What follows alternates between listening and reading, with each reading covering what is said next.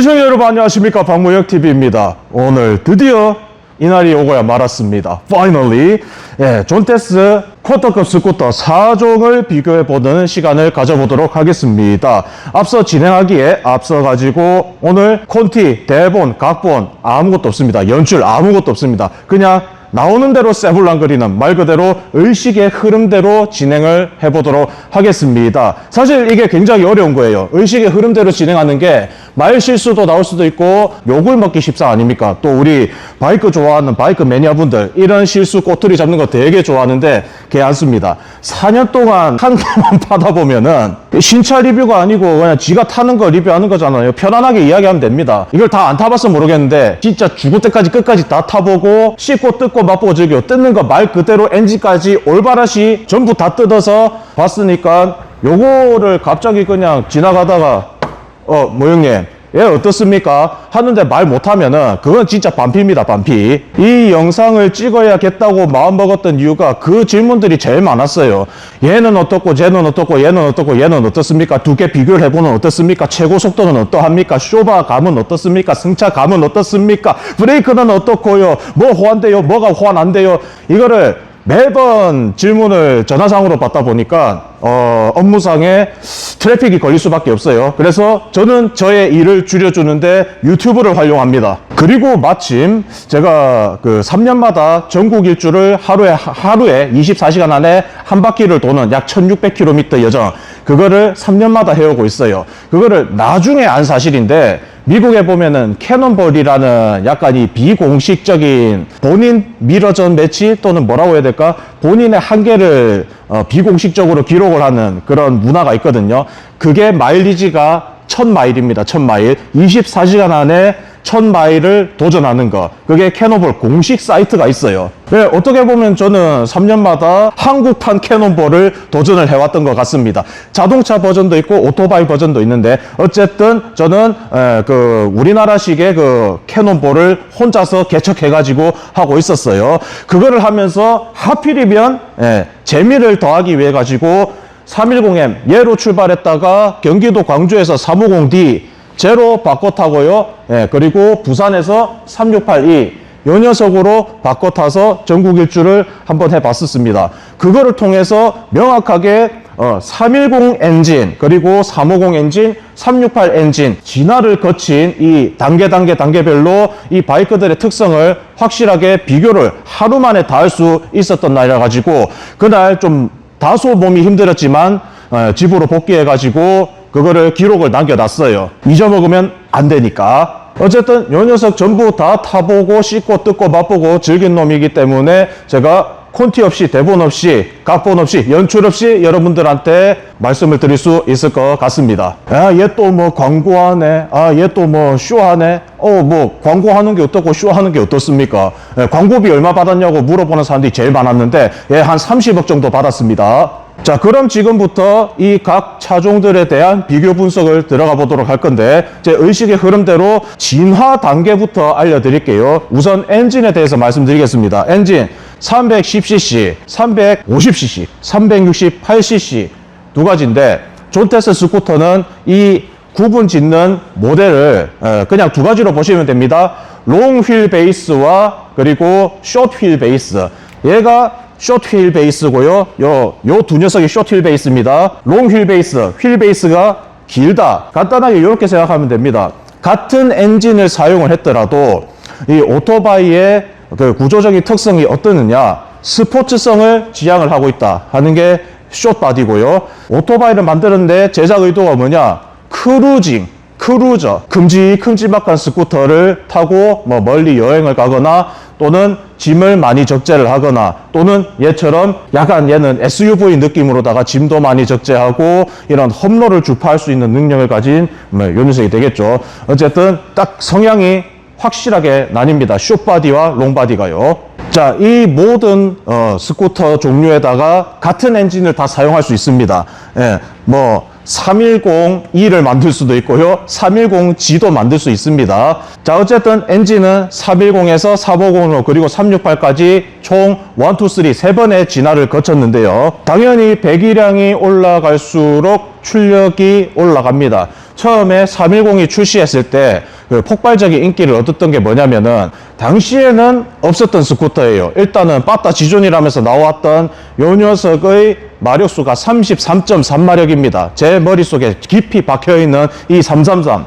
이 33.3마력의 무게가 실측을 해도 기름 가득 싣고 실측을 해도 175에서 180kg 안 나가는 거예요. 그러니까 굉장히 가벼운 녀석이 33.3마력을 가지고 있으니까 야 이거는 안 타봐도 와 굉장히 잘 나가겠다, 굉장히 빠르겠다. 거기다가 크기가 PCX보다 살짝 큰 크기다.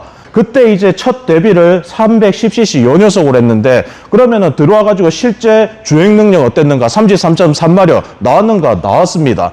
실제로 다른 기종 언급은 잘 하기가 싫은데 포르자 X맥스가 최고다고 하던 그 포르자 X맥스를 시내에서 얘가 계속 타고 다니니까 사람들이 궁금해서라도 들어와 봐요. 그렇게 해가지고 존테스의 역사가 우리나라에서는 요 녀석으로 처음 시작이 됐습니다. 또 우리나라는 워낙에 스쿠터가 많이 다니던 동네다 보니까요. 국가적으로 요 녀석이 딱 등장했을 때 사람들이 우리가 필요한 니즈를 충족시켜주는 녀석이다. 자, 일단은 빠따 좋지. 빠따 좋은데 약간 스프린트한 굉장히 작으면서도 탄탄하고 우리나라 지형 특성에 맞게 그리고 특히나 서울 특성에 맞게 빠따는 빠르제, 차체는 작제, 돌리기 수월하제 하니까 많이 나갔던 겁니다. 무엇보다 가격이 있잖아요. 가격이 499만 원인데 여기다가 좌석 거치대 달아주지, 뒤에 슬라이딩 캐리어 주지, EPP 박스 주지, 이 세 가지 주니까 EPP 박스 딱 달아가지고 등 기대는 그 조합으로 해가지고 좀 더 무거운 짐까지 그 탑박스 위에다가 또 묶고 할 수가 있으니까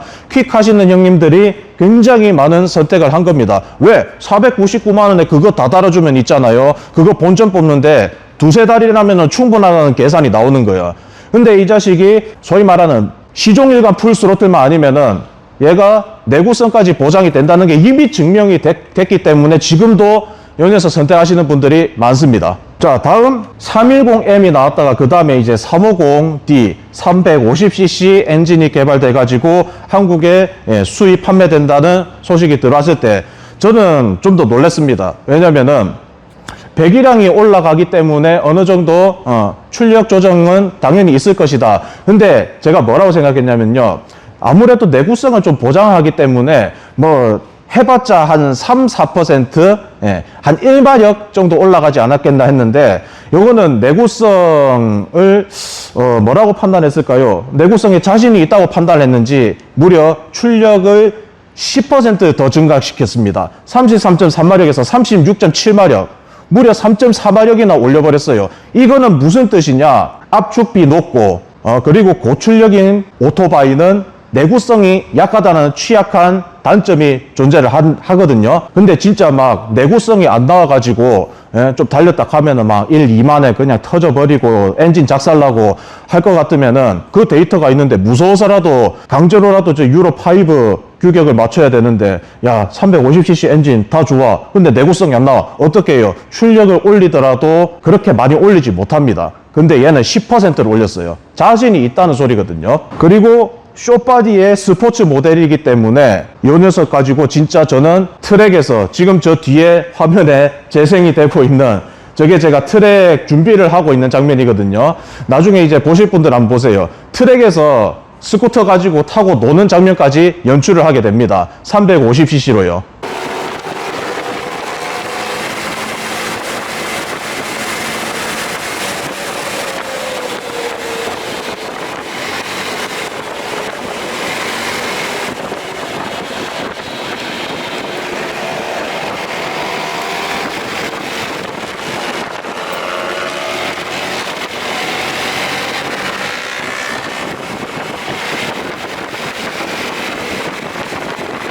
당연히 R차에는 뭐 따라갈 바는 아니지만 저는 스쿠터 가지고 퍼포먼스가 나올까 물음표 하던 그런 찰나였기 때문에 모르겠다. 일단은 한번 경험은 해봐야 되지 않겠느냐 해가지고 이제 저 혼자 끌고 갔었어요. 근데 어땠느냐?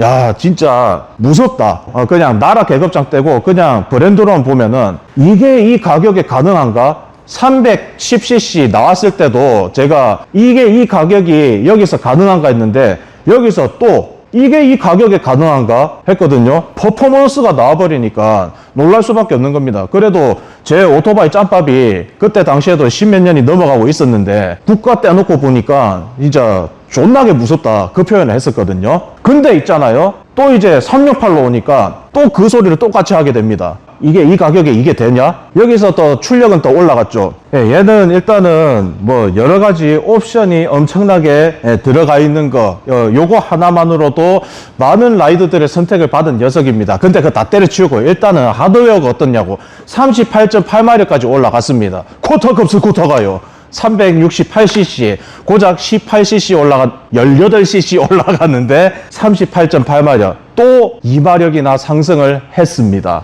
자, 여기서 이제 여러분들이 굉장히 궁금해하는 그 사실에 대해 가지고 말씀을 드릴 수 있을 것 같아요. 이렇게 cc별로, 단계별로 이렇게 출력들이 상승해 왔는데 얘는 368cc면서 왜 시속 145km까지밖에 안 나가느냐? 왜 리밋이 걸려 있느냐?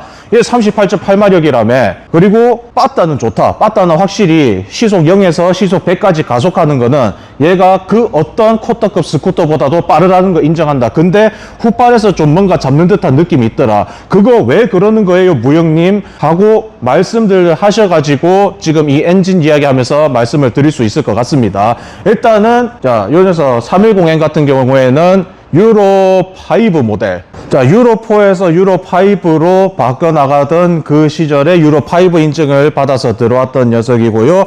그리고 350D도 유로5까지 오케이 잘 판매가 되다가 유로5에서 유로5 플러스가 됐습니다. 플러스.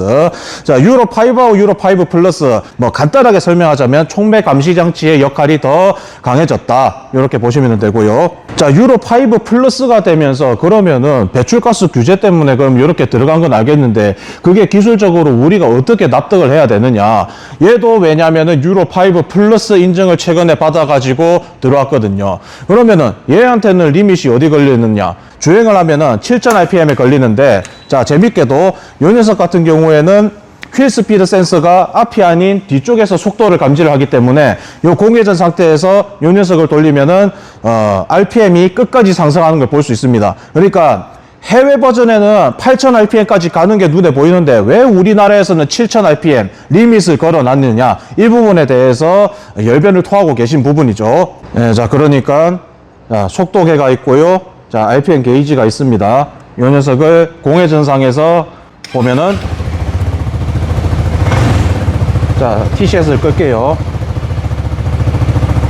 자, TCS 껐습니다. 풀 가속을 해보도록 하겠습니다.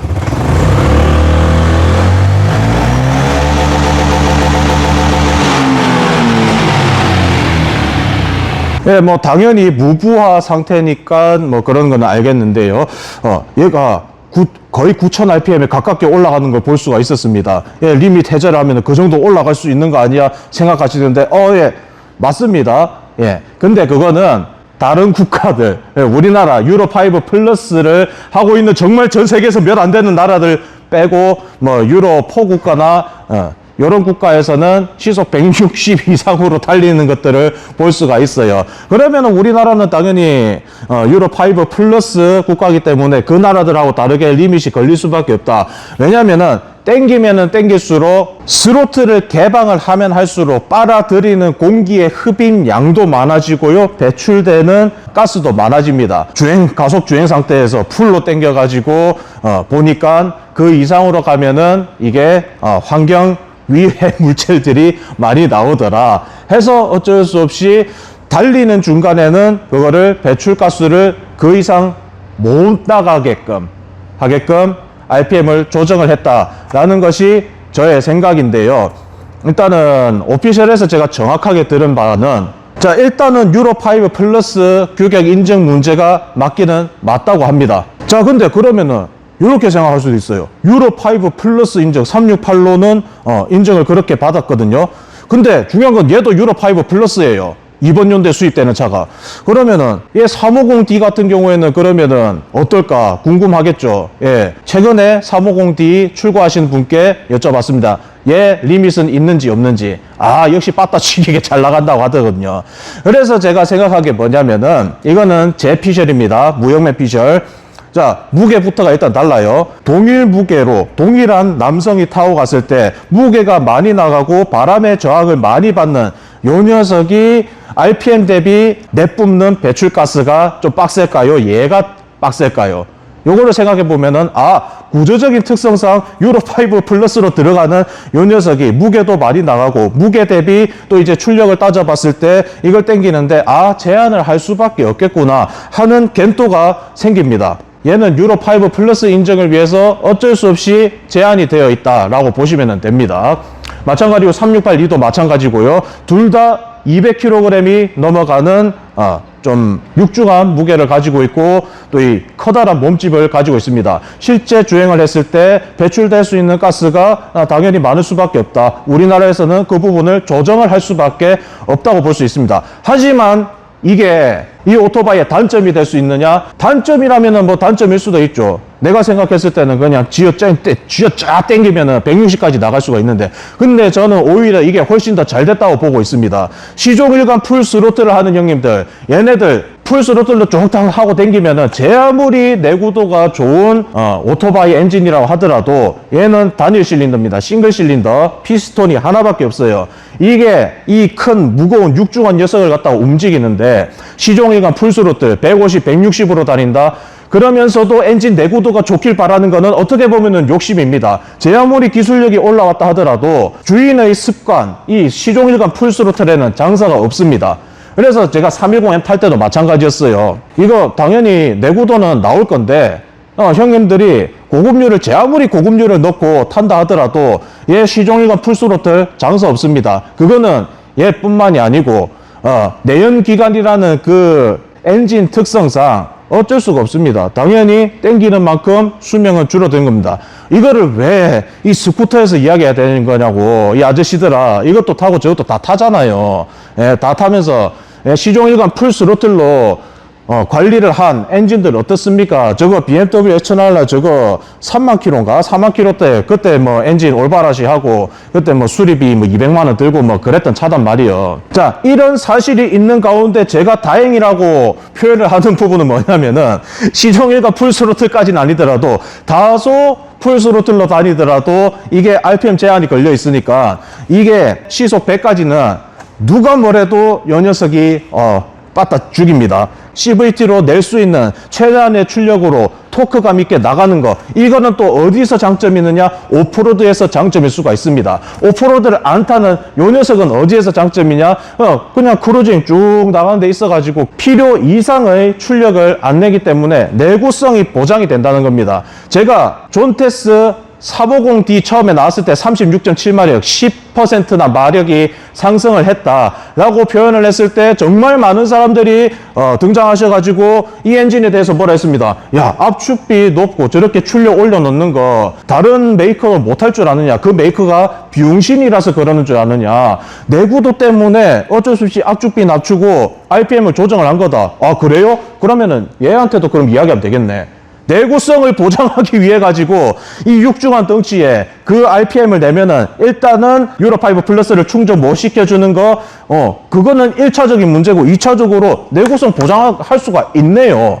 더 커졌으니까, 무게 많이 나가니까, 그 이상으로 출력 안 쓰니까 됐네. 같은 논리죠. 거의 뭐 확실한 팩트라고 볼 수가 있을 것 같습니다. 자, 그러니까 달리기 성능이 가장 좋은 녀석을 타려면은 유로5 플러스 인증을 받더라도 다소 낭낭하고 잘 치고 나가는, 여전히 350D가 실제로 치고 나가는 거 끝판왕입니다. 자, 요 녀석들을 추천하는 데 있어 가지고 어떤 거를 중점적으로 볼 것인지에 따라 가지고 선택지가 달라지실 겁니다. 나는 진짜 뭐 달리기 성능도 어느 정도 중요한데 극가성비를 추구한다. 당연히 요 녀석이죠.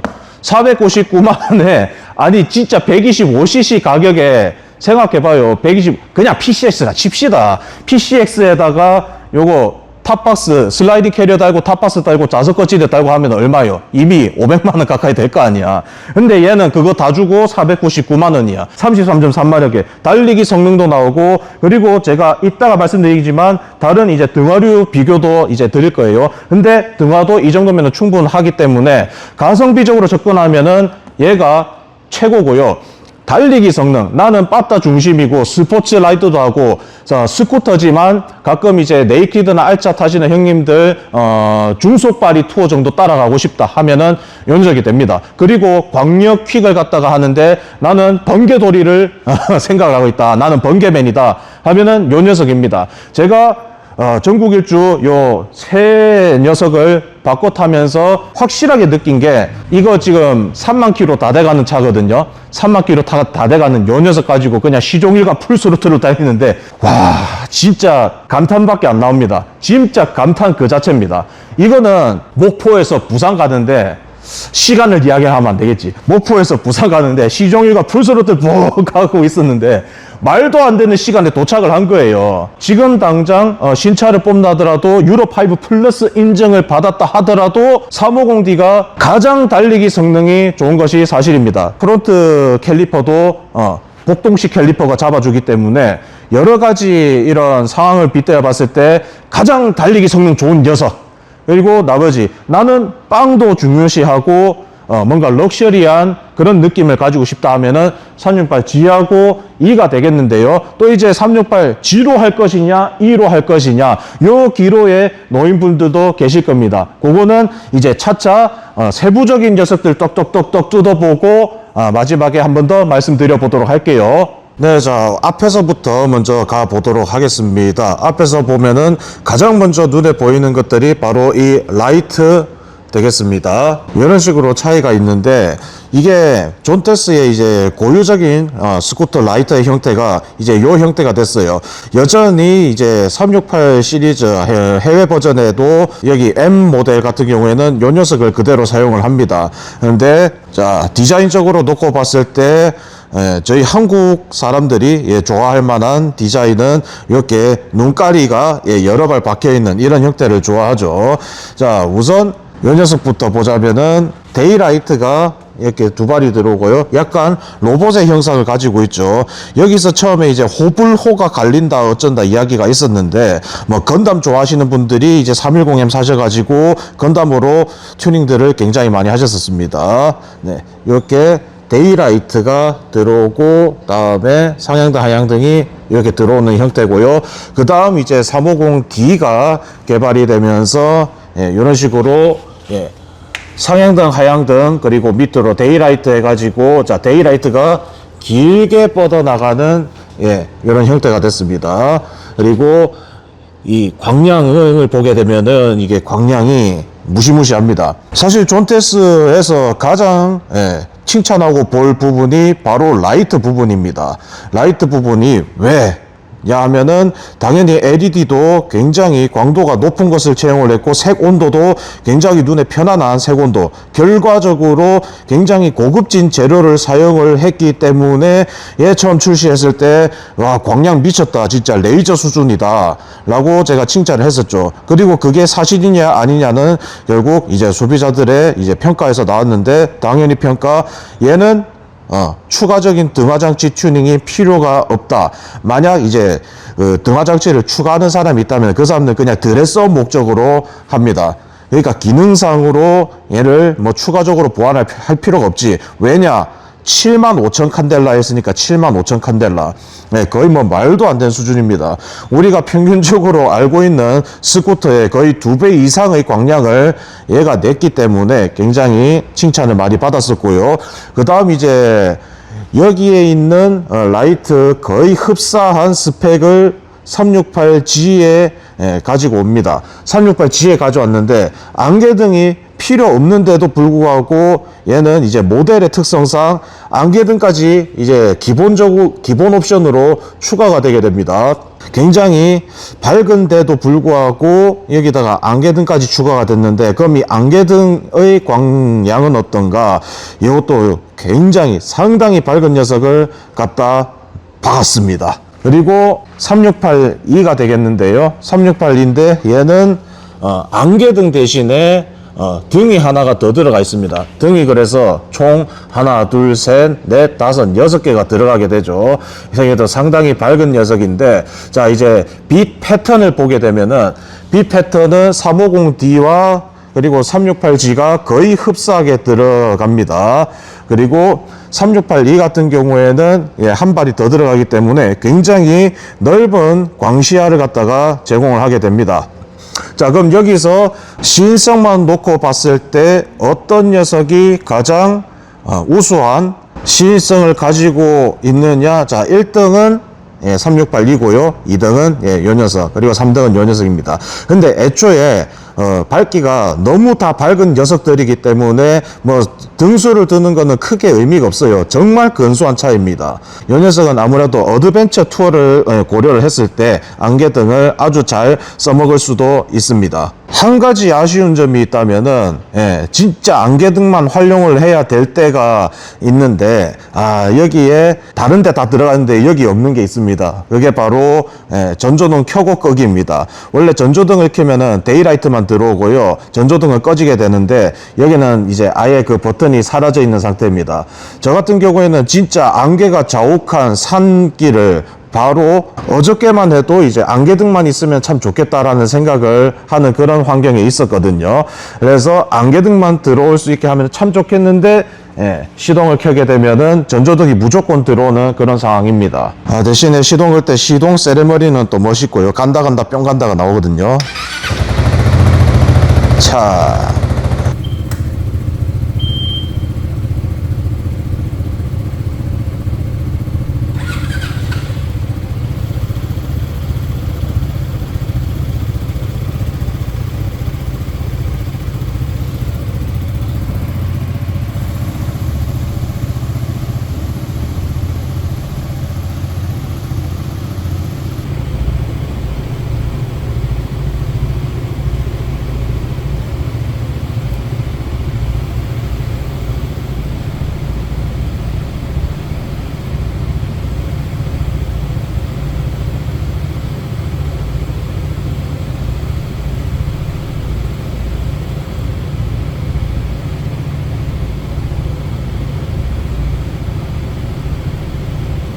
다음으로 전면부에서 확인할 것은 캘리퍼와 브레이크 시스템 되겠습니다. 브레이크 시스템 먼저 할게요. 우선 이 녀석이 단동식 투피스톤 캘리퍼가 장착이 되어 있는 310M의 전방 캘리퍼고요. 이게 이제 350D, 368 시리즈에 들어가는 복동식 제이후안 캘리퍼입니다. 많은 분들 아시다시피 제이후안은 브렘보의 자회사고요. 상당히 높은 등급의 캘리퍼라고 보시면 되겠습니다. 자, 310M 2피스톤에서 이제 450D 4피스톤으로 바뀌었을 때 굉장히 칭찬을 많이 받은 부분이죠. 어차피 같은 등급이긴 한데 이제 쇼바가 달라지면서 조금 파츠 넘버는 다릅니다. 근데 뭐 잡고 놓고 보는 거는 얘나 비슷한 등급, 아니 같은 등급이라고 보시면 되겠습니다. 자, 브레이킹 이야기하면서 그냥 뒤에 리어 브레이크까지 같이 말씀을 드릴게요.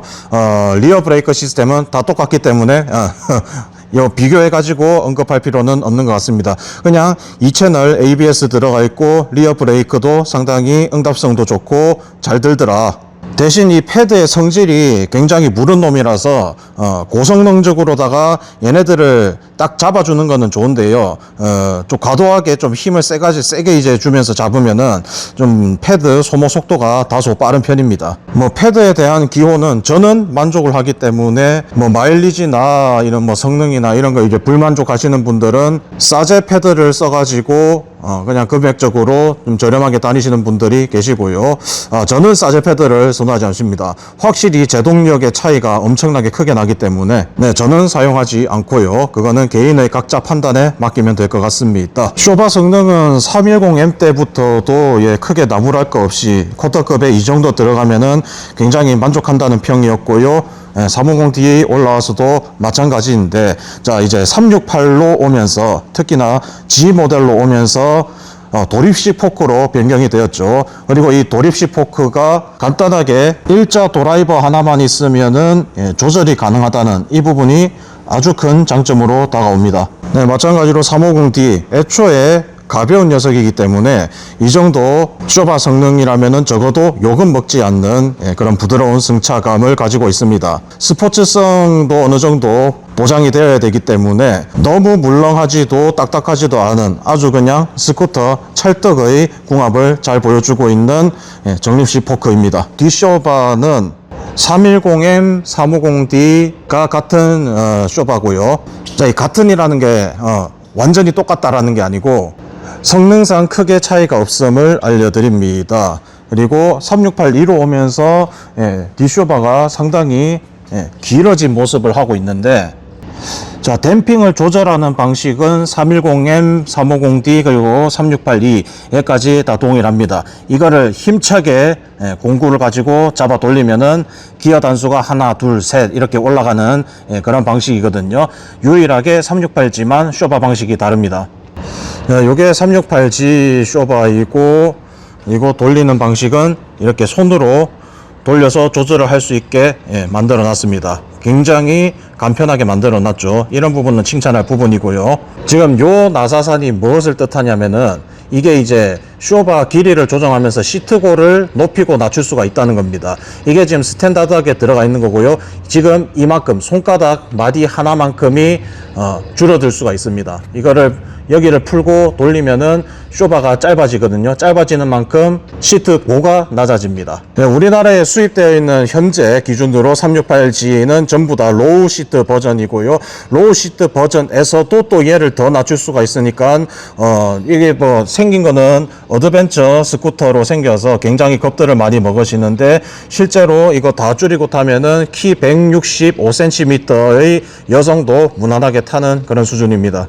휠 사이즈는 요 녀석이 14인치, 350D가 15인치, 15인치, 말도 안 되는 17인치 전방 스포크 휠을 갖다 때려 박아 놓은 우람한 모습입니다. 310M이 이제 14인치 휠을 쓰면서 어떻게 보면은 350D보다 가지고 놀기에는 조금 더 수월한 그런 부분이 있습니다. 도심에서요. 막 드라마틱한 뭐 그런 느낌은 아니지만 어쨌든 1인치가 작은 것에서 오는 뭐 장점도 있고 뭐 단점도 있습니다. 뭐 휠 관련해서는 이 말도 안 되는 요 녀석 368G 전방 17인치 휠 그냥 이것만 놓고 본다면은 진짜 800만 원 안 되는 1000만 원 안 되는 어드방 스쿠터지만 진짜 별 정신 나간 짓을 해놨다.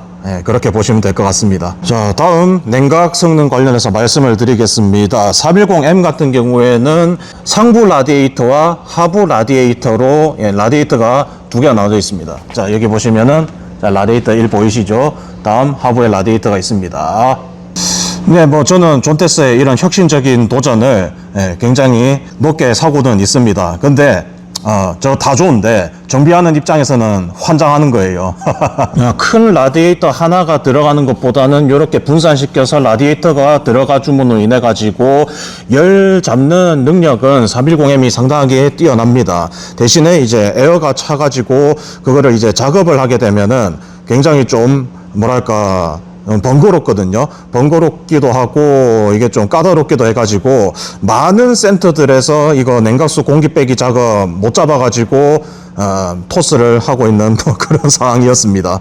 라디에이터 주입구가 앞에 있는 게 아니라 여기 안쪽에 숨어져 있기 때문에 다시방을 열고 까서 여기서 이제 작업을 해야 되거든요. 상하부로 나뉘어져 있다 보니까 에어 빼기 작업이 다소 어렵다. 근데 사용자는 뭐 크게 상관할 필요가 없죠. 어차피 센터에서 다 해줄 거니까. 자, 다음은 350D로 가면서 하부에 그냥 이렇게 넓다한 큰 라디에이터를 갖다 넣어놨습니다. 일반적인 크기의 뭐 라디에이터 팬이라고 보시면 되고요. 다음 368G고요. 오프로드 주행하는 것도 염두에 두어서 굉장히 촘촘하게 돌빵 방지 흔적의 모습이 보입니다. 설계를 되게 잘한 부분이에요. 여기까지 라디에이터 가드가 이렇게 설치가 돼 있는데, 여기 보면은 라디에이터는 여기 안쪽에 있거든요.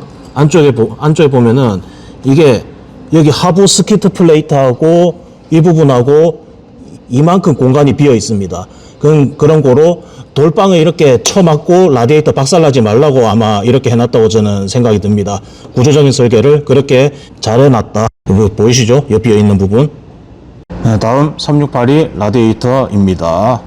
상당히 크죠. 크고 우람해. 네, 다음 이제 스크린 관련해서 말씀을 드리겠습니다. 자, 368G를 제외하고 전 차량 다 전자식 자동 스크린이 장착되어 있습니다. 368E의 형상이고요. 요거는 이제 76cm짜리 튜닝을 한 스크린 높이고요. 상당히 높죠. 그리고 요게 순정 스크린입니다. 자, 여기서 유일하게 이 녀석이 이제 전자동 스크린이 아니고 수동식인데, 뭐 왜인지는 딱 그냥 구조를 보면은 답이 나오죠. 가다가 스크린 떼고 달릴 일 있으면은 스크린도 손쉽게 띄어내고 그렇게 해야 되지. 일단 오프로드 가면은 자빠지는 거는 뭐 당연한 거 아닙니까? 프레임 가드 있는 거 보세요. 뭐 제 생각은 그런 거를 생각을 해가지고 어차피 전동식은 필요가 없다라고 판단하지 않았을까 싶습니다. 자, 다음은 시트에 대해서 말씀을 드리겠습니다. 시트 형상이 굉장히 푸근하게 깎여 있는 요 녀석. 시트가 일단 엄청나게 크죠. 368E 그리고 368G는 롱휠 베이스 차량이기 때문에 안에 시트에도 많은 양의 짐을 적재를 할 수가 있고, 또 이제 뒤에 텐덤을 생각했을 때 또 텐덤자 자리도 굉장히 크게 배려를 해놨습니다. 뭐 한 뼘 반 살짝 넘는 그런 수준이죠. 네, 반면에 쇼바디 차량 같은 경우에는 이 승차 공간을 뭐 더 늘릴 수가 없기 때문에 보시게 되면은, 자, 텐덤자는 약 한 뼘하고 한 마리 정도가 들어갑니다. 근데 350D 같은 경우에는 그래도 조금 더 뒤에 사람이 탈 수 있는 공간이 나오는 편입니다. 하지만 그렇다고 해서 이게 뒤에 텐덤이 매우 불편한 건 또 아닙니다. 저도 처음에 310M으로 인천에서 경기도 파주까지 매일 출퇴근을 얘로 했었거든요. 이런 식으로 비교를 해놓고 보니까 뭔가 좀 불편해 보일 수도 있겠다라고 생각드는데, 실제 착석하고 뒤에 등받이가 있는 편안한 탑박스를 넣으면은 뒤에 자면서도 잘 가는 그런 수준입니다. 네, 저기 계신 저분께서 310M도 나는 만족하는데 하면서 제 뒤에 아주 잘 텐덤을 해왔었습니다. 아무래도 310M이 가장 스포츠성을 많이 고려를 해가지고 만든 녀석이다 보니까 약간 스포츠성을 고려하지 않았나 싶은 게 제 생각입니다. 하지만 368G는 그냥 시트도 그냥 다릅니다. 같은 롱휠 베이스 차량인 368E의 시트 형상보다 뭔가 더 고급져 보이는 그런 느낌입니다. 아무래도 존테스에서 사활을 걸고 만든 녀석이 이 녀석이다 보니까 뭔가 다른 차별화를 굉장히 많이 해온 것 같은 그런 느낌을 이 녀석으로 많이 봤죠. 자, 어쨌든 시트 안을 보도록 하겠습니다. 자, 310M 같은 경우에는 전원을 켜야지만이 시트가 열리고요. 350D부터는 키만 소지하고 있으면 시트를 눌렀을 때 이렇게 열립니다.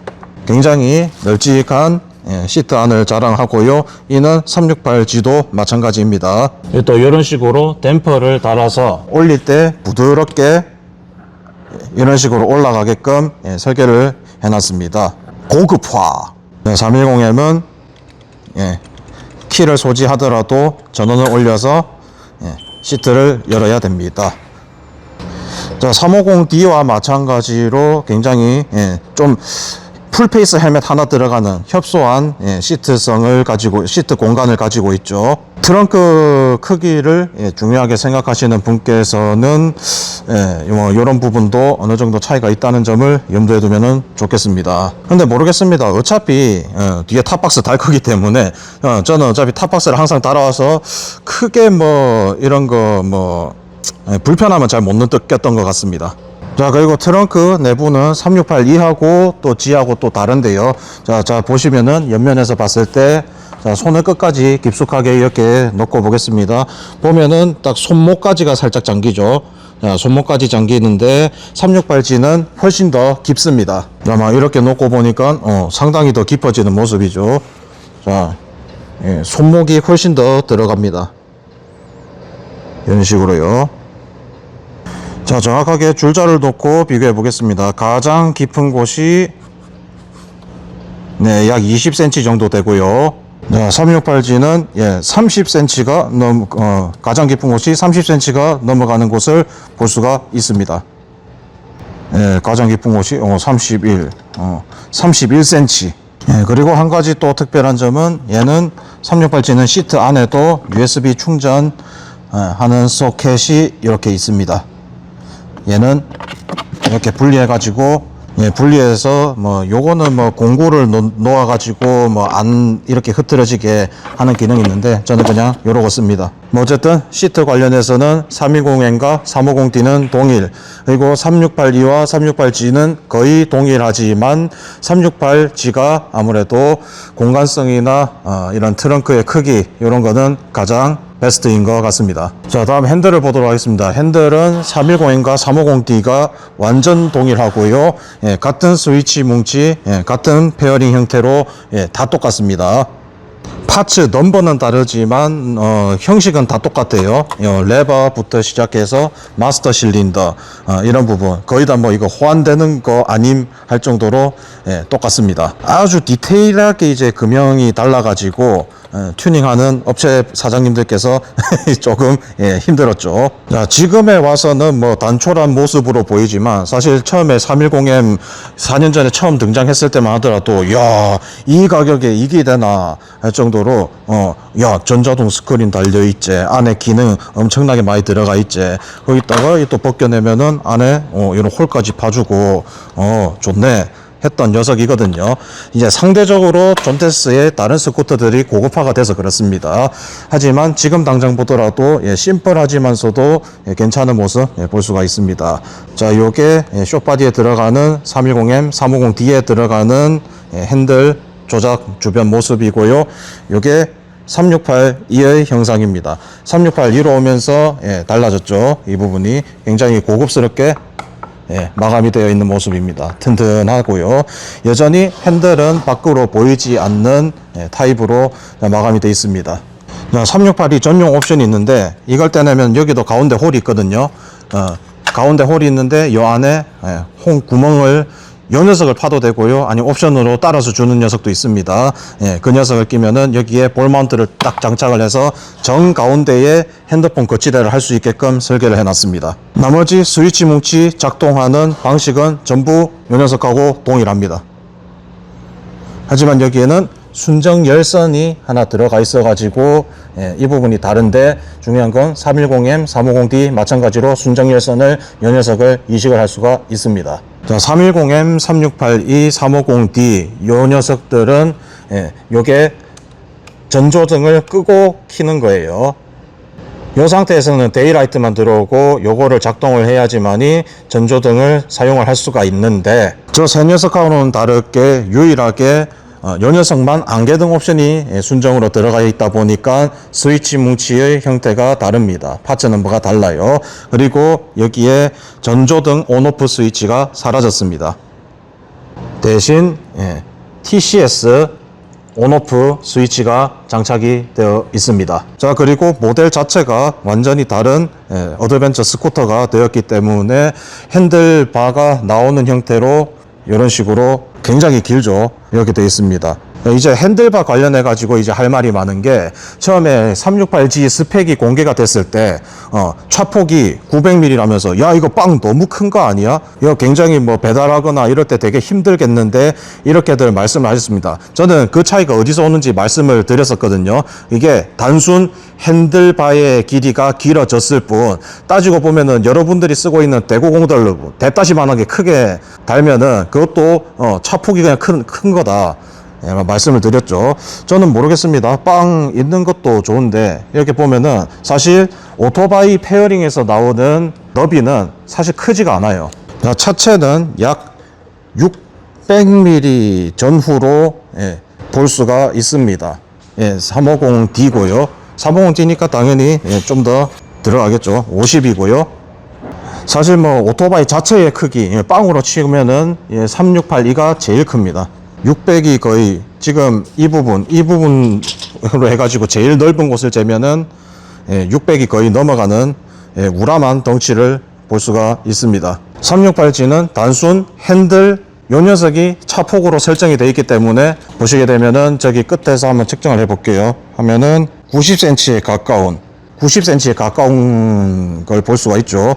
자, 이게 그 길이 너비에서 이 핸들이 차지하는 너비가 핸들이 바뀌어 가지고 그렇게 인증되었을 뿐이다. 근데 여러분들은 이게 단점이 아니고 엄청난 장점이라는 것을 모를 겁니다. 왜냐면은 최대 너비 인증이 얘로 받았기 때문에 뒤에 만약에 사이드박스나 뭐 이런 기타 튜닝 용품들을 설치를 하잖아요.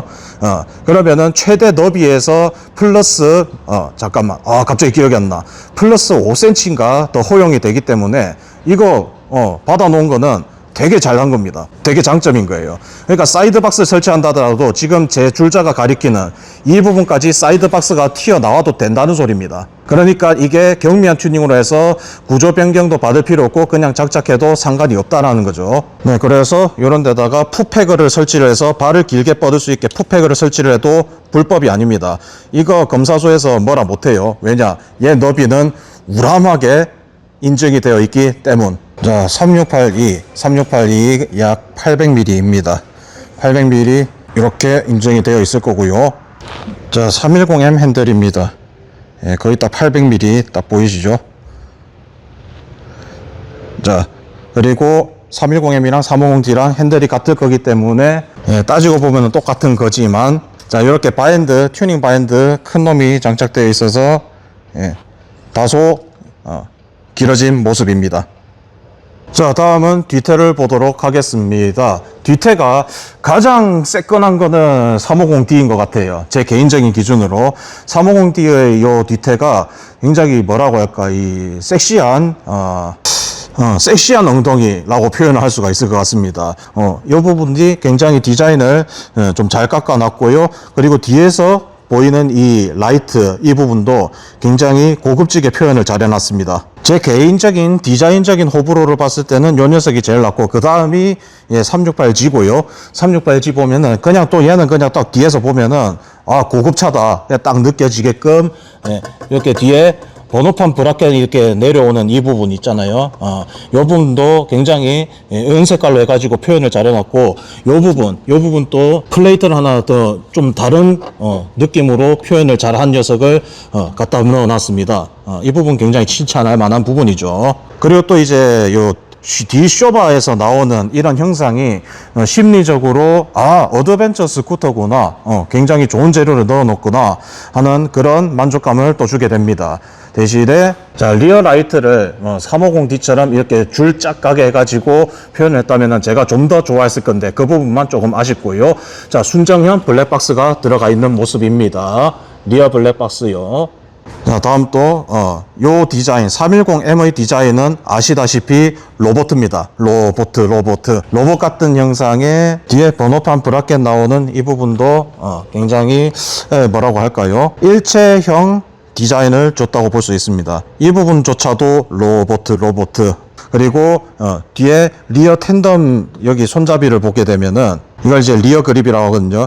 리어 그립에 나 있는 이 홀이 순정 브라켓을 장착을 할 수가 있습니다. 이게 그냥 처음에 출고될 때 그대로 나가기 때문에 진짜 일하시는 분들한테는 진짜 개강추. 브라켓도 85,000원 밖에 안 해요. 그리고 이 사이즈가 350D하고도 동일하기 때문에 호환이 됩니다. 350D 리어 그립, 이것도 디자인 플러스 1점 추가. 자, 다음 3682인데 펑퍼짐하죠. 이거는 진짜 빵 되게 좋아하시는 분들한테 고급스럽게 잘 먹힐 그런 디자인인데, 저는 개인적으로 뒤태는 아까 말했다시피 350D가 제 원픽입니다. 그래요. 뭐 어쨌든 이렇게 빵댕이 큼직큼직하고 또 이제 라이트도 이런 식으로 고급지게 잘 표현한 거 다 좋고, 그리고 블랙박스 들어가는 것도 다 좋은데 제일 안타까운 거는 후부 반사기 위치. 후면 반사기 위치가 조금 아쉽습니다. 네, 다음으로 포켓 수납 공간을 보도록 하겠습니다. 내용이 길어져서 이 양일에 걸쳐서 영상을 찍고 있는 점 양해 부탁드립니다. 저도 일을 해야죠. 자, 우선 M과 D 같은 경우에 약간의 포켓이 존재하는데 포켓이 다소 작다는 평가가 있죠. 뭐 이런 식으로 굉장히 협소한 공간입니다. 핸드폰하고 지갑 정도는 들어갈 수 있는 포켓 공간을 가졌습니다. 네, 대신에 기본 USB 포트가 이렇게 있죠. 여기 C 타입 그리고 A 타입 꽂을 수 있는 기본 USB가 장착되어 있습니다. 다음 M 모델입니다. M 모델도 마찬가지로 협소하지만 그래도 D보다는 구조상 조금 널널하죠. 조금 널널하게. D 같은 경우에는 이제 안쪽에 내부 전자장치가 더 추가가 되고 하다 보니까 이쪽으로 덮개가 하나가 추가돼 가지고 좀 더 협소하죠. 하지만 M은 그나마 조금 널널한 편을 볼 수가 있습니다. 기본적으로 이렇게 또 이 USB 포트가 장착되어 있습니다. A 타입 두 개가 꽂히고요. 왼쪽이 조금 더 깊고요. 오른쪽은 또 마찬가지로 전자장치 때문에 안쪽에 이렇게 덮개가 씌워져 있어서 오른쪽은 조금 더 좁습니다. 지갑 하나 들어갈 수 있는 정도의 크기입니다.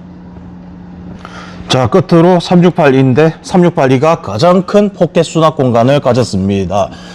굉장히 큼직큼직하죠.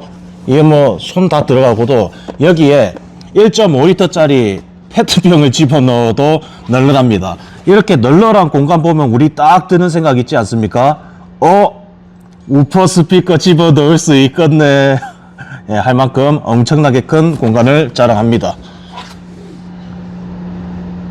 안쪽에 C타입 그리고 A타입 USB를 꽂을 수가 있고요. 왼쪽에 있는 거는 OBD 단자입니다. 뭐 일반 사용자한테는 뭐 필요가 없겠지만 이제 정비하는 입장에서는 M과 D 그리고 G 같은 경우에는 커버를 하나 까야 이제 OBD 단자가 나오는데 이 녀석은 바로 있어서 스캐너 물리기가 조금 용이하다, 그런 장점 아닌 장점이 있네요. 소비자한테는 필요가 없을 것 같습니다. 그리고 존테스의 스마트 키를 사용하는 전 모델들은 이런 식으로 키 배터리가 없을 때 응급적으로 바로 시동을 걸 수 있는 그런 기능을 넣어 놨는데, 이 위치에다가 키를 갖다 대고 빨간 버튼을 누르면은 키 배터리가 다소 부족하더라도 걸립니다. 스쿠터 같은 경우에는 다시방 쪽에 다 표기가 되어 있어요. 대부분 오른쪽 다시방에 있습니다. 네, 다음 G 모델입니다. G 모델은 여는 곳이 이쪽에 숨겨져 있죠. 전원이 안 돌아도 이쪽에 열 수가 있습니다. 그러니 보안에 취약할 수도 있으니까 조심하세요. 내용은 뭐 적당합니다. 내용물은 적당하게 들어갑니다. 스마트폰 하나, 지갑 하나 이렇게 뭐 잡다한 거 뭐 넣을 수 있는 공간이 존재합니다. 그리고 여기에 USB 포트와 그리고 C 타입을 꽂을 수 있는 충전 케이블 여기다 설치한 다음 위로 꽂아 올려서 여기다가 뺄 수가 있습니다. 저는 여러 가지 테스트 한다고 배선을 굉장히 많이 늘어뜨려 놨죠. 자석 거치대나 무선 거치대를 쓰지 않으시는 분들은 이 기능이 용이할 것 같습니다. 우측은 포켓이 아닙니다. 포켓이 아니고 OBD 단자가 들어가 있고 PKE 그러니까 무선 키 시스템이 들어가 있는 위치가 여기입니다. 사용자는 크게 많이 쓸 용도가 없는 곳이고요. 네, 다음 머플러 형상입니다. 총 3번의 진화를 거쳤고요. 자, 첫 번째 310M에 들어갔던 머플러, 그리고 125에 들어가는 머플러가 이 형태입니다. 다음 350D로 오면서 머플러의 디자인, 멋을 좀 더 끌어올렸습니다. 자, 옆에서 봤을 때 이런 형상입니다. 머플러가 굉장히 고급지게 잘 뽑혔죠. 그리고 현재 최종 진화 버전의 3세대 머플러입니다. 자, 요거는 팁에다가 튜닝을 해가지고 자, 이 모델을 형상을 보여드리겠습니다. 굉장히 잘 빠졌죠.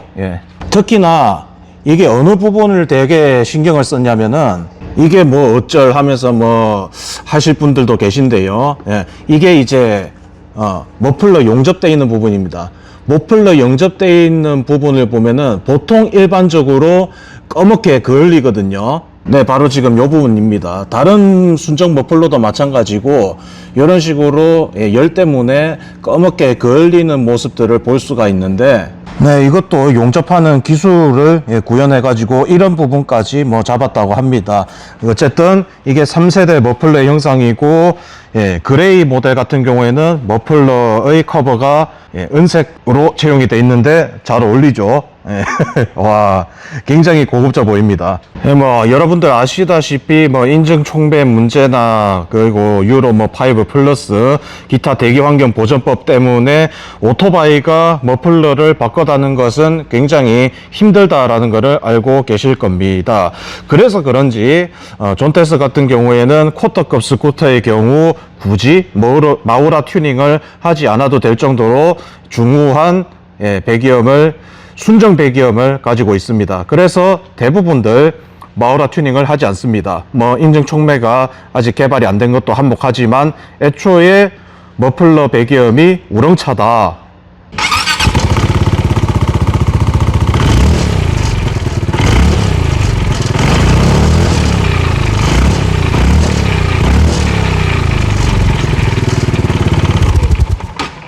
마우라 관련해 가지고 마지막 에피소드 하나 정도 말씀드리자면은 310M에 들어갔던 이 머플러에서 다소 안타까운 고장이 있었습니다. 고장이라고 할까? 불량이 있었습니다.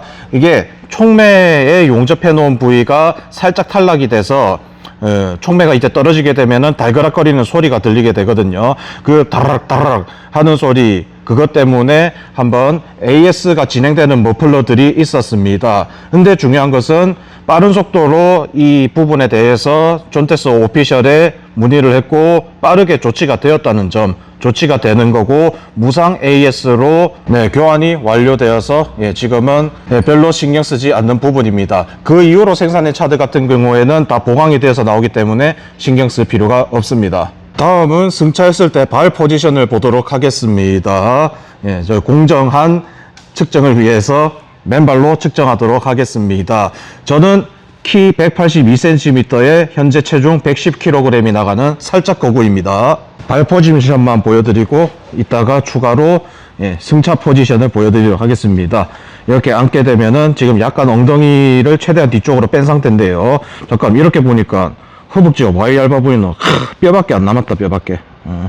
자, 이렇게 발을 뻗으려면은 엉덩이가 살짝 바깥으로 밀려납니다. 이런 식으로. 일반적인 자세는 어떻게 되느냐? 약간 무릎이 구부러지게 되죠. 요거는 어쩔 수 없습니다. 전 모델 동일합니다. 이게 포지션상의 발 위치. 자, 이렇게 뻗었을 때, 그리고 일반적인 자세일 때 모습입니다. 자, 이 녀석은 310M입니다. 310M. 350D가 약간 더 넓은 듯한 느낌을 주고요. 310M이 약간 더 좁은 느낌을 줍니다. 자, 하지만 뭐 쇼바디에서 가장 설계적으로 우수한 부분은 이 운전석 부분이 차라리 작은 게 스포츠성에는 용이합니다. 이런 식으로 핸들하고 가까이 붙어 있기 때문에 뭔가 시야 확보도 용이하고, 어차피 무릎 구부리고 타는 자세가 익숙하신 분들한테는 이게 무게 중심적으로다가 가장 알맞은 포지션입니다. 다음 G 모델입니다. G 모델 같은 경우에는 엉덩이가 딱 시트에 걸치는 포지션이기 때문에 똑바로 발을 놨을 때 이 상태가 되고요. 발을 뻗게 되면은 요것도 마찬가지로 구부러지게 되는데, 다행이라고 해야 되나? 여기서 만약에 발을 뻗고 싶으신 분들은 요 옆에 가드바 쪽에다가 발판 플레이트를 하나 더 떼어 가지고, 아시죠? 접었다 폈다 하는 거. 요 녀석 같은 경우에는 불법 부착물이 아니게 됩니다. 왜냐? 옆으로 튀어나오더라도 이만큼의 인증을 더 추가로 받아놨기 때문에 너비를 초과하지 않는 경미한 튜닝으로 봐서 여기다가 발판을 댈 수가 있습니다. 이렇게 발판을 대게 되면은 뭐 예를 들어서 여기라고 치겠습니다. 발을 간단하게 뻗어 놓으면은 이런 식으로 발이 뻗어나간 거를 알 수가 있습니다. 이렇게 해서 튜닝도 가능한데, 제 거 시켜놨는데 지금 2주가 다 돼가는데 안 오고 있네요. 빡침. 그리고 이게 G 모델의 특수 패시브 스킬인 가운데 있는 스탠딩 발판, 요 녀석이 진짜 꿀잼인 게 뭐냐면요, 이렇게 스탠딩 발판 있잖아요. 스탠딩 발판 있고 여기 뒤에 텐덤 시트 쪽으로 이동해 가지고 이런 식으로 탈 수가 있거든요. 이런 식으로 타게 되면은 뭔가 모터사이클을 타는 그런 느낌입니다. 스쿠터 말고 모터사이클을 타는 그런 느낌이요. 그리고 스탠딩 할 때 뭐 약간 아시안 핏을 고려해서 그런지 이 핸들 높이하고 제가 이렇게 탑승을 했을 때 일체화되는 딱 스탠딩하기 딱 쥐기는 자세인데 라는 자세가 완성이 됩니다. 자, 이런 식으로 그러니까 어정쩡한 자세로 막 이런 식으로 타는 게 아닌 그냥 다리 지금 다 서 있는 상태입니다. 무릎 구부리지 않고 무게중심 조금만 앞으로 가서 팔도 다 뻗은 상태에서 스탠딩이 됩니다. 이거를 키 182cm에 110kg이 나가는 나를 위해서 설계를 한 거는 아니겠지만 어쨌든 평균적이진 않지만 평균보다 살짝 높은 팔 길이 다리 길이라고 칠게요. 그런 걸 놓고 봤을 때 저는 되게 편안하게 스탠딩을 해서 갑니다. 그래서 저하고 잘 맞다. 그리고 다소 이제 저보다 팔이 기신 분 같은 경우에는 핸들을 살짝 안쪽으로 바꿔갈 피팅을 안쪽으로 해가지고 타면은 팔이 좀 더 길더라도 이런 식으로 잡아 뜯을 수 있습니다. 어쨌든 다리하고 허리 다 핀 상태에서 이게 가능하다고 보시면 될 것 같습니다. 네, 그리고 3681을 볼 건데요. 많은 분들이 3682가 굉장히 빵이 되게 크다 보니까 발을 굉장히 넓게 뻗을 수 있을 걸로 알고 계신데요. 이게 뭐 잘했다 못했다를 논하기 전에 그냥 생겨먹은 형상 자체가 그러니까 허리를 편안하게 지지하기 위해 가지고 이런 식으로, 그리고 템덤자를 배려하기 위해 가지고 이런 식으로 템덤자 배려석이 넓다 보니까 이 부분이 이제 턱져 있는 부분 있잖아요. 이게 엉덩이라 가게 되면은 G나 E나 M이나 D나 그냥 비슷비슷한 포지션이 나옵니다. E라고 해가지고 얘가 되게 크다고 해가지고 당연히 발을 뻗겠지는 아닙니다. 네, 이런 식으로 탑승을 하게 되면은 이게 엉덩이를 스탠다드하게 넣었을 때, 올렸을 때 요 정도 발 뻗치고요. 확실히 다른 모델에 비해서 조금 덜 접히는 거긴 한데요. 그렇다 해가지고 완전 다 뻗으려면은 제 기준으로 어떻게 되냐면은 제 기준으로는 이제 올라타야 됩니다. 올라타야 이 자세가 됩니다. 조금 엉거주춤한 자세가 돼요. 대신 뭐 요 상태로도 크게 상관이 없다 그러면은 자동차 운전할 때와 그냥 비슷한 정도다 보니까 자동차 운전할 때는 뭐 악셀을 밟고 브레이크를 밟고 해서 뭐 불편한 부분 있잖아요. 그냥 요 상태에서 지금 허리가 굉장히 잘 지지가 되거든요. 허리가 잘 지지되는 상황이다 보니까 장거리에 있어 가지고 편안하다고 볼 수가 있겠습니다. 근데 굳이 요 G하고 얘하고 나눠 놓고 보자면은 크게 기적적인 차이는 없다고 보시면 되겠습니다. 네, 이제 길었던 영상의 마지막 부분입니다. 마지막은 피날레로 장식을 해야겠죠. 자, 마지막 계기판 부분 보도록 하겠습니다. 자, 이게 M에 들어가는 2세대 계기판. 자, 이게 M 모델에 들어갔던 제일 먼저 한국에 출시했던 2세대 계기판이고요. 자, 요 녀석이 뭐 처음에 이제 등장했을 때 우와 혁신적이다 하면서 와드도 엄청나게 받고 엄청나게 기대를 많이 했던 2.5세대 패널입니다. 이 2.5세대 패널까지만 해도 존테스가 이야 미쳤다 소리를 들었거든요. 그런데 말도 안 되는 3세대 패널이 등장하면서 이게 거기다가 G 모델에는 가장 큰 디스플레이가 탑재 딱 되면서 이제 대존테스 시대가 열리지 않았나 싶습니다. 조금 아쉬운 부분은 G 모델에 들어가는 디스플레이 크기하고 3682에 들어가는 디스플레이 크기하고 약간 차이가 납니다. 크기에서 차이가 납니다. 같은 3세대 패널인데 크기만 딱 차이가 납니다. 보여드릴게요. 자, 이게 3682에 들어가는 계기판인데 보면은 이제 손바닥으로 딱 놓고 봤을 때 손바닥을 넘어가지 못하는 모습입니다. 길이를 한번 재볼게요. 자, 가로 18cm 고요. 세로 약 10cm입니다. 자, G에 들어가는 계기판이고요. 20.5cm입니다. 가로 20.5cm, 세로 12.5cm입니다. 상당한 차이가 보이죠. 네, 왜 이런 차이가 나는지는 저로서는 알 방법이 없습니다.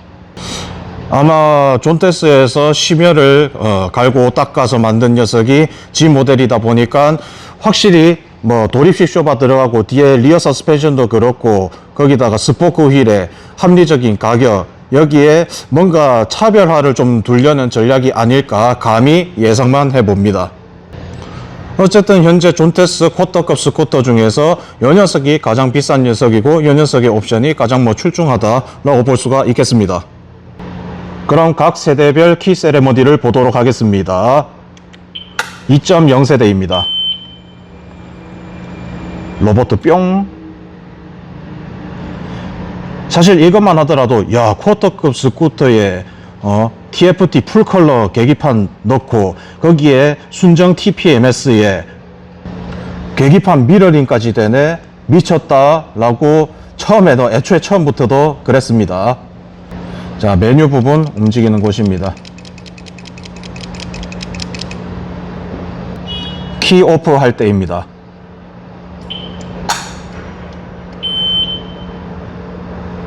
애니메이션이 추가로 없죠. 다음 2.5세대 패널을 보도록 하겠습니다.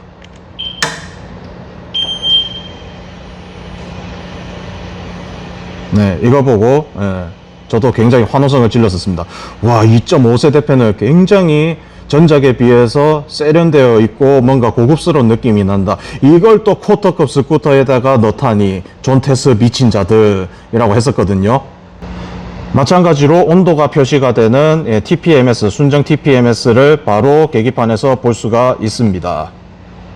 자, 메뉴가 이렇게 활성화되어 있는데 여기서부터 굉장히 존테스도 이제 고급 브랜드구나 하는 인식이 굉장히 바뀌었던 부분입니다. 특히나 여기 TCS 온오프 기능이 여기 안에 추가가 되어 있거든요. 길게 누르면은 TCS가 꺼지고 또 이제 길게 누르면은 TCS가 켜지고 이런 식입니다. 여기서부터 애니메이션이 굉장히 고급화되었다. 거기다가 얘도 마찬가지로 미러링이 됐었으니까 와, 야, 존테스 점점 무서워지는데, 아니 굉장히 무서워졌다 라고 평가를 했었거든요. 자, 끌 때 모션입니다. 네, 이렇게 애니메이션이 하나가 간단하게 추가가 됐습니다. 자, 끝으로 368G와 E에 들어가는 디스플레이 계기판 되겠습니다. 네. 어우. 애니메이션이 굉장히 길어졌죠. 지금 이 시간이 무슨 시간이냐면은 인젝터가 징 작동해서 멈추는 시간까지 계산해 가지고 요걸 넣어 놨습니다.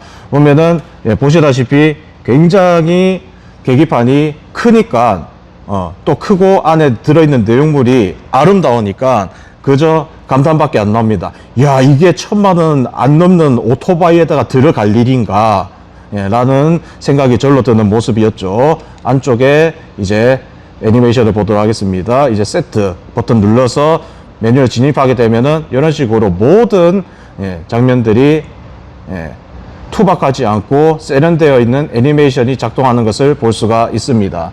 하다못해 이런 부분마저도 표현을 해 놨습니다. 네, 그리고 중요한 부분이 순정형 블랙박스를 계기판에서 바로 확인할 수 있다는 부분이 굉장히 중요한 부분이죠.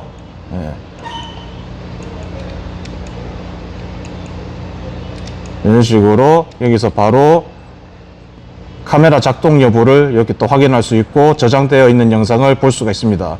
그리고 가장 중요한 것은 어플리케이션을 통해서 핸드폰으로 바로 다운을 받을 수도 있다는 점입니다.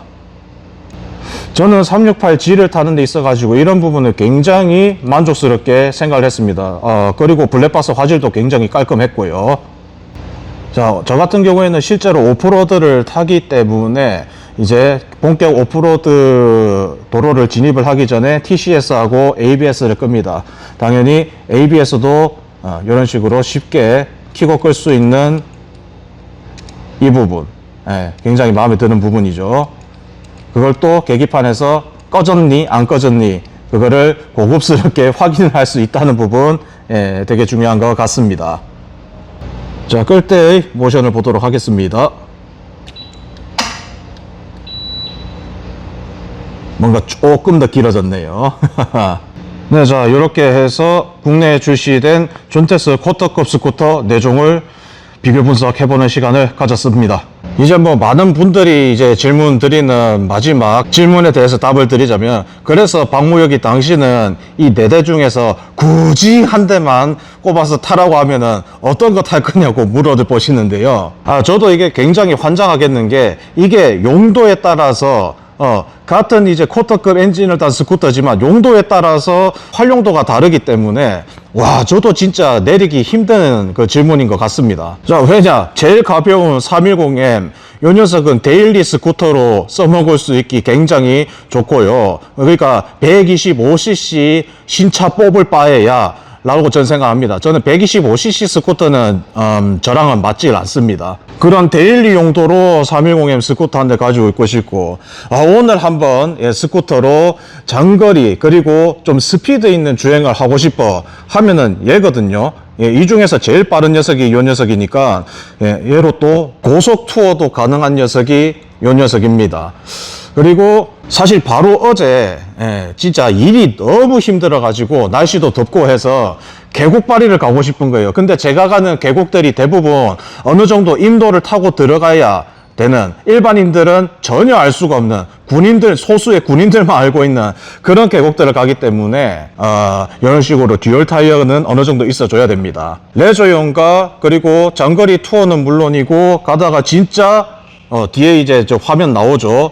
퍼포먼스적인 주행을 할 수 있는 거, 인도바리에서 충분히 퍼포먼스 주행이 가능한 녀석이 요 녀석이다 보니까, 사실 저는 이 4대 중에서 요 녀석한테 제일 많은 점수를 주고 싶어요. 자, 그런데 또 이 3682가 요래 있으니까 환장하는 거야. 왜냐면 얘는 디자인적으로 너무 예쁘고 멋있습니다. 아니, 이게 쿼터급 스쿠터에 가격이 700만 원 중반대로 형성돼 있는 게 굉장히 납득이 불가능한 그런 상태입니다. 뭐 화이트를 정면에서 보면은 사람들이 얘 뭔가 좀 생긴 좀 징징이 같지 않냐라고 하는데, 화이트하고 얘하고 그렇죠. 근데 오토바이 바라보는 이 측면에서의 형상을 보자면은, 이거는 그냥 대놓고 진짜 스쿠터 딱 타면은, 야, 씨, 이거 절대 쿼터급이라고 생각할 수 없는 그런 아우라를 가지고 있는 녀석이에요. 외형적으로 봤을 때 디자인적으로 이가 제일 잘 뽑혔다. 저야 뭐 4개를 다 타고 있기 때문에 상관이 없습니다. 뭐 그날의 기분에 따라서 뭐 달리 타고 있는 녀석들이죠. 그리고 실제로 이 350D로 퀵 서비스 업을 하고 계신 형님들 중에 368G를 레저용으로 추가를 하신 분들이 꽤 많습니다. 아무래도 바이크가 좋아서 또 이 바이크를 타면서 일을 하는 업을 선택하신 형님들이기 때문에 그런 형님들 이런 선택들 많이 하세요. 일은 요 녀석으로 하고 레저로 가끔씩 자랑스럽게 내 오토바이 딱 자랑하고 싶을 때 요 녀석을 타고 가시는 분들이 많아졌습니다. 그리고 옛날에야 뭐 한 3, 4년 전이야 존테스 가면은 뭐 중국산 어쩌고 했지, 지금은 존테스가 그 인식 자체를 짓밟아버린 아주 무서운 녀석들이기 때문에 존테스 타고 다니는 거에 대한 그런 거부감이 거의 뭐 없어졌다고 볼 수가 있습니다. 왜냐면은 몰카다. 지금 이제 출고하시는 저분께서 타고 계신 게 GS입니다. GS 타고 계십니다. 이미 고배기량 그 레저 바이크들을 소유하신 분들의 투픽으로 뽑히는 녀석이기 때문에 이제 더 이상 국적을 떠나가지고 이야기는 하지 않는 것 같습니다. 오히려 브랜드로 승부를 하기 시작한 존테스 되겠습니다. 뭐 혀가 길었는데 어쨌든 형님들의 그런 질문에 대답을 드리자면, 이 4개 중에서 뭐 선택하느냐? 이 녀석이 진짜 저하고 너무 상성이 잘 맞습니다. 그럼 끝으로 이제 고민을 하고 계신 분들에 대해서 뭐 나는 어떤 게 맞을까요? 하시는 분들, 저 처음에도 약간 이제 추천을 드렸지만 마지막으로 정리하고 가도록 하겠습니다. 이 녀석 냈다 제대로 타봤으니까 저는 제 채널에서 감히 하지 않는 정의를 내릴 거예요. 뭐 금전적으로 여유가 되시는 분들은 몇 대를 타셔도 뭐 상관이 없으시겠죠. 그래도 약간 이제 가게에 보탬이 되고자 이런 녀석들을 선택을 하시는 분들 같은 경우에는, 자, 근거리 용도로 도심에서 밥 배달 위주로 하시고, 광역 퀵이 아닌 뭐 근거리 퀵 정도, 서울 도심 내부에서 움직이는 퀵 정도를 주로 하시는 분들한테는 이 녀석이 499만 원에 배달 3종 세트를 따라주니까 이 녀석이 125cc보다 훨씬 더 경제적일 수도 있습니다. 뭐 연비나 뭐 이런 것도 생각을 하시는데, 가끔 제가 이해가 안 가는 부분이, 저도 마찬가지로 퀵 서비스 일을 했었습니다. 퀵 서비스 일을 할 때 125cc로 하루 종일 다니는 것하고 쿼터급하고 다니는 것하고 밥 배달은 모르겠는데 광역으로 퀵을 하시는 분들은 이게 시간 개념이 달라지거든요. 야, 박무혁이 네가 뭔데 퀵 서비스에 대해 가지고 수익을 노네. 왜? 나는 했었으니까 수익률을 알 수가 있어요. 요 녀석대로 저는 또 이제 바이크 그나마 좀 이제 국도발이에서 좀 타는 편이니까 하루 왼종일 돌아다니면 125cc랑 벌리는 금액 차이가 다릅니다. 일반 밥 배달 했을 때랑요. 어쨌든 그런 걸 염두에 뒀을 때 310M이 경제적으로는 진짜 현 상황에서 미친 가성비를 보여주고 있습니다. 자, 그리고 광역 퀵을 하시는 분들한테는 두말할 것도 없이 이 녀석을 추천을 드리고 있죠. 실제로 광역 킥을 하고 계신 형님들한테 픽을 가장 많이 받은 녀석이 이 녀석입니다. 장거리 잘 타지, 내구성 괜찮지, 디자인 이쁘지, 여러가지 다방면 우수한 녀석이다 보니까, 자, 마지막으로 이제 최종 진화 368로 와가지고 G냐 E냐 이거 고민이신 분들, 저는 그냥 이렇게 말씀드리고 싶습니다.